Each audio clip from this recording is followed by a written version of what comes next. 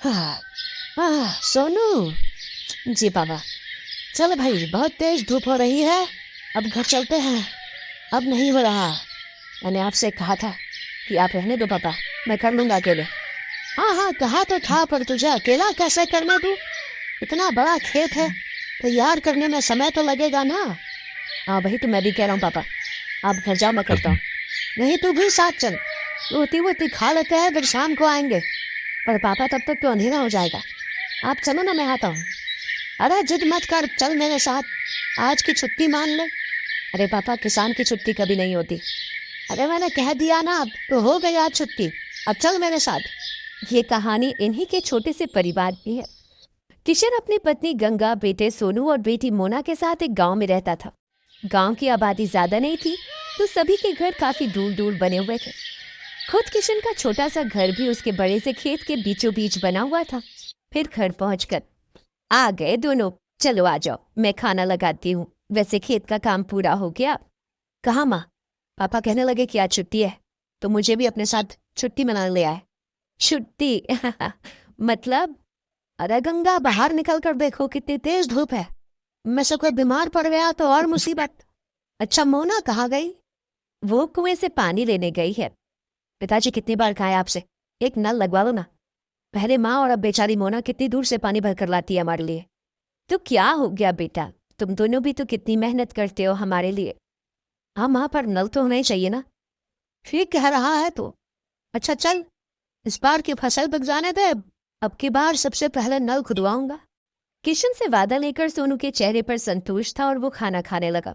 तभी खाना खाते हुए, अच्छा मैं क्या कह रही थी सोनू के बापू, आप बोलो ना गंगा, इसकी शादी वादी कर दी है कि नहीं? हाँ हाँ करेंगे ना, वो बढ़िया से करेंगे। रहने दो पिताजी, इतनी परेशानियां क्या कम है जो एक और मोल ले लो।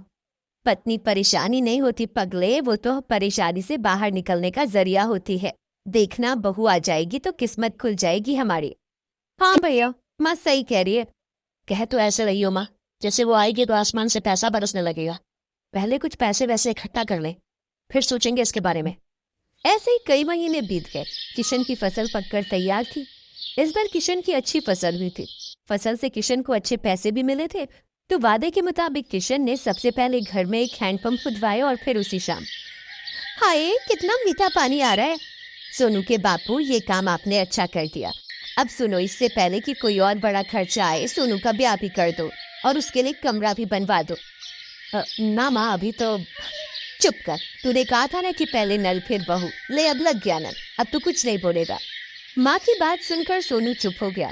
फिर उस दिन से ही गंगा और किशन ने सोनू के लिए लड़की देखना शुरू कर दिया। और फिर क्या हुआ माँ, बात बनी? हाँ बन गई। भाई मुझे तो लड़की बहुत अच्छी लगी। राधिका नाम है उसका। पढ़ने लिखने में बहुत तेज है, पर क्या माँ, उसके बाबा की तबीयत सही नहीं रहती। माँ है नहीं, लेकिन मुझे तो बहुत अच्छी लगी। देखने में भी बड़ी प्यारी है। हाँ, और मुझे तो बहुत समझदार भी लगी। हम तो हाँ कर आए हैं, अब तो शादी की तैयारी करो भाई। कुछ दिनों के बाद सोनू की शादी राधिका से हो गई। राधिका ने ससुराल आते ही घर का सारा काम संभाल लिया। इस छोटे से परिवार में खुशियां ही खुशियां थी। फिर एक दिन, माँ जी, अपना गांव तो बहुत छोटा है, यहाँ तो कुछ ही घर दिखते हैं। हाँ बेटा, शुरू से ऐसा ही है ये गांव। राम राम सबसे है, लेकिन किसी से कोई ज्यादा मतलब रखता नहीं है। सब अपनी अपनी खेती करते हैं और खुश रहते हैं। माँ जी, हाईवे कहाँ को जाता है? दिल्ली की तरफ जाता है बिटिया। आप कभी गई हो दिल्ली? हाँ, एक बार तेरे बापू ले गए थे मेरे इलाज के लिए। बहुत चौड़ी सड़क है भाई, बस वाले ने सर भगा दी बस। इसका मतलब दिल्ली ज्यादा दूर नहीं है यहाँ से। हाँ, पर तू क्यों पूछ रही है? नहीं नहीं, कुछ नहीं, बस ऐसे ही। गंगा समझ नहीं पा रही थी कि राधिका के मन में क्या खिचड़ी पक रही थी। ऐसे ही वक्त बीतता गया। फिर एक दिन किशन और सोनू सिर पकड़े बैठे थे, तभी राधिका चाय लेकर आई।